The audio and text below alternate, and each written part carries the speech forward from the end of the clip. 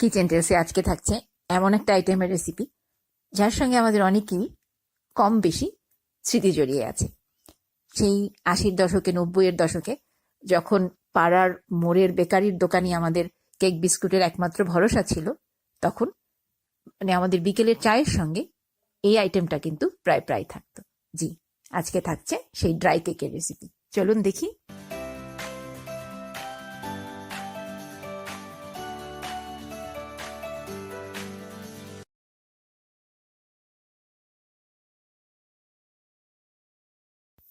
তো dry cake তৈরির জন্য শুরুতে একটা স্পঞ্জ কেক তৈরি করে নিচ্ছি। আসলে ড্রাই কেকটা কিছুই না, এটা sponge cake, double baked sponge cake, মানে 2 বার বেক করা হবে কেকটা। আর স্পঞ্জ কেক তৈরি করার জন্য স্পঞ্জ কেকের তো মাস্ট হচ্ছে যে ডিমটাকে আপনার ভালো করে বিট করে নিতে হবে। ডিমের ভলিউম একদম ফুলে, মানে 3টা ডিম ফেটতে ফেটতে ফেটতে ফেটতে পরিমাণের দিক থেকে এখন যতটুকু আছে তার ডাবল হয়ে যাবে, দ্বিগুণ হয়ে যাবে, এবং একটা ফোম ফেনা ফেনা টেক্সচার তৈরি হবে। এই পর্যন্ত আমরা এটাকে বিট করব। সময় হিসেব করে বলতে গেলে 4 থেকে 5 মিনিট এটা বিট করতে হবে। আর 4-5 মিনিটের মধ্যে 3 মিনিট আমি কোনো কিছু ছাড়া, এর মধ্যে কোনো চিনি দিচ্ছি না, কোনো কিছু ছাড়াই বিট করছি। শেষের 2 মিনিট বিট করব হচ্ছে চিনি দিয়ে। আর এই কেকটাতে কোনো ধরনের লিকুইড, মানে দুধ, টক দই বা পানি কোনো কিছু ব্যবহার করা হবে না, কারণ ড্রাই কেক যেহেতু, এটা টেক্সচারটা ড্রাই থাকতে হবে। তো চিনি দিচ্ছি, চিনি লাগবে আধা কাপ। আমি 2 বারে চিনিটা দিচ্ছি, 1/4 কাপ 1/4 কাপ করে একবারে, এবং প্রতিবার দিয়ে 1 মিনিট করে ফেটে নিচ্ছি। তো 2 বারে চিনি দিয়ে বিট করছি।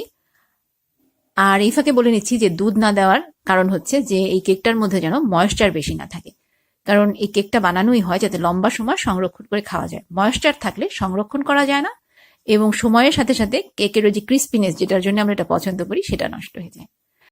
এই পর্যায়ে 3 টেবিল চামচ গলানো মাখন দিলাম, দিয়ে আবারও 2 মিনিটের মতো বিট করছি। মাখন এবং চিনি দিয়ে বিট করার সময় দেখবেন যে ডিমের যে একটা ইন্টেন্সিভ হলুদ কালারটা আছে, এটা আস্তে আস্তে ফিকে হয়ে আসবে, মানে একটু সাদাটে ভাব চলে আসবে। এই সাদাটে ভাব যদি চলে আসে তাহলে বুঝবেন যে আপনার বিট করার সময় একদম পারফেক্ট আছে, এবং কেকের যে স্পঞ্জি টেক্সচারটা আমরা চাচ্ছি সেটা ইনশাল্লাহ পারফেক্ট আসবে। সব মিলিয়ে প্রায় 8 মিনিটের মতো বিট করেছি। তারপরে দেখেন যে সেই ফ্যাকাশে রংটা চলে এসেছে ডিমের। এর মধ্যে 1 কাপ ময়দা দিলাম, আর দিচ্ছি 1 চা চামচ বেকিং পাউডার। আমি যেহেতু আধা চা চামচের স্পুনটা ব্যবহার করেছি তাই 2 বারে দিলাম, এবং 1 চা চামচ দিলাম হচ্ছে ভ্যানিলা এসেন্স। তারপর একটা স্প্যাটুলা দিয়ে হালকা হাতে মিশিয়ে নিচ্ছি। এভাবে হালকা হাতে মিশিয়ে নিলে যেটা হবে, ডিমের ভেতরে যে সুন্দর একটা ফোমি টেক্সচার তৈরি হয়েছে এবং যেটা স্পঞ্জ কেকটাকে এত স্মুথ সফট করবে, সেটা নষ্ট হবে না। ওভার বিট করলে এটা নষ্ট হয়ে যাওয়ার ভয় থাকে, আর এই জন্য এই পর্যায়ে ইলেকট্রিক বিটার বাদ দিয়ে শুধুমাত্র হাত দিয়ে হালকাভাবে মিশিয়ে নিচ্ছি।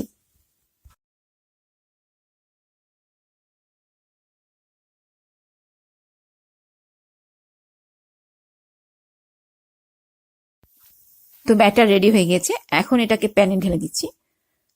আমি 9 ইঞ্চির কেক প্যান নিয়েছি। এরপর বেক করব হচ্ছে 180 ডিগ্রিতে প্রিহিটেড ওভেনে 30 থেকে 35 মিনিট। সাধারণত 30 মিনিটই হয়ে যাওয়ার কথা, তবে ওভেন টু ওভেন ভ্যারি করে, অনেক সময় 35 মিনিটও লাগতে পারে। সবচেয়ে সহজ উপায় হচ্ছে কেকের মাঝখানে একটা কাঠি ঢুকিয়ে দেখবেন যে কাঠিটা ড্রাই বেরিয়ে আসে কিনা। যদি বেরিয়ে আসে তাহলে আপনার কেক রেডি। আধা ঘন্টা পরে একদম পারফেক্ট স্পঞ্জ কেক বেরিয়ে এলো। এখন এই কেকটা 2 মিনিট জাস্ট প্যানের মধ্যে রেখে ঠান্ডা করছি, খুব বেশি ঠান্ডা করবো না। তারপর প্যান থেকে বের করে নিচ্ছি। প্যান থেকে বের করে নিয়ে এই র্যাকের উপরে ঠান্ডা হতে দেবো আরো 5 থেকে 6 মিনিট, মানে হাতে ধরে কাজ করা যায় এই পরিমাণ ঠান্ডা যখন হয়ে যাবে, তখন এই কেকটাকে মানে পরবর্তী ধাপের জন্য আমরা তৈরি করব। তো চলুন 5 থেকে 6 মিনিট অপেক্ষা করি। এই পর্যায়ে কেকটাকে এনাফ জায়গা, একটা চপিং বোর্ড বা বড় কোনো কিছুর উপরে বসিয়ে নিয়ে তারপর আমরা বাকি কাজগুলো করব। কেকটা কিন্তু এখনো গরম। যদি আপনি আমার মতো এরকম কাগজ দিয়ে গ্রিজিং করে থাকেন, তাহলে কাগজটা খোলার সময় খুব সাবধানে খুলবেন, কারণ যেহেতু গরম এবং নরম, কেকটা ভেঙে যাওয়ার কিন্তু একটা সম্ভাবনা আছে। আর তারপর খুব ধারালো একটা ছুরি দিয়ে কেকটাকে কেটে নিচ্ছি। যে যার পছন্দ মতো সাইজে কাটবেন, তবে একটু মোটা করে কাটবেন, কারণ আমরা যখন সেকেন্ড টাইম আবার বেক করব, কেকের ভেতরে এখন যে ময়েশ্চারটা আছে ওটা শুকিয়ে যেয়ে কেকটা কিন্তু একটু ছোট হয়ে আসবে। এই জন্য একটু মোটা করে কাটবেন। আর যদি একেবারে দোকানের মতো করতে চান, তাহলে চাইলে মাঝখান থেকে আরেকবার কেটে দিতে পারেন, তাহলে চিকন চিকন স্লাইস হবে। এরপর এবার একটা বড় বেকিং ট্রেতে টুকরোগুলোর মাঝখানে মোটামুটি জায়গা রেখে সেগুলো ছড়িয়ে ছিটিয়ে বসিয়ে দিচ্ছি।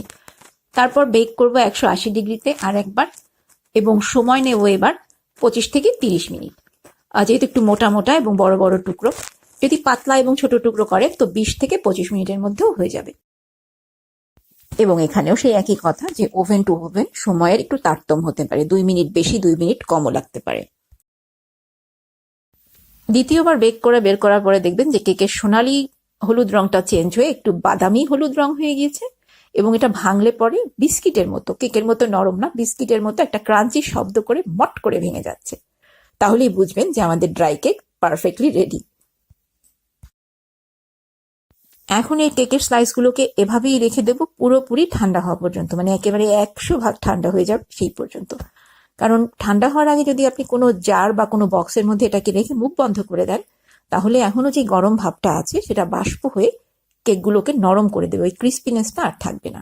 তো যে কারণে ঠান্ডা হয়ে যাওয়ার পরে আপনি যে কোনো একটা এয়ারটাইট জারে রেখে এটাকে 4 সপ্তাহ পর্যন্ত খুব সহজেই সংরক্ষণ করতে পারবেন। অনেক অনেক স্মৃতি জাগা নিয়ে এই কেকের রেসিপি, আশা করি আপনাদের ভালো লাগবে।